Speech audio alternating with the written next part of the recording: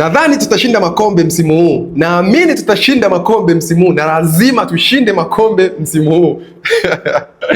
Huyo si mwingine ni Kylian Mbappe Lottin. Huyo jamaa amechoka unyonge, amechoka ngendembwe za Lamine Yamal na wenzake wa FC Barcelona. Hivyo basi, Kylian Mbappe ametangaza kwamba msimu huu lazima watashinda kombe. Haijalishi itakuwa ni UEFA Champions League, itakuwa ni La Liga, itakuwa ni Copa del Rey, itakuwa ni kombe gani ambalo wao watakuwa wanashiriki. Hivyo basi, akadai kwamba wana kocha mzuri ambaye ana mbinu za kushinda. Hivyo basi, lazima watachukua kombe msimu huu na akasisitiza tena vikombe.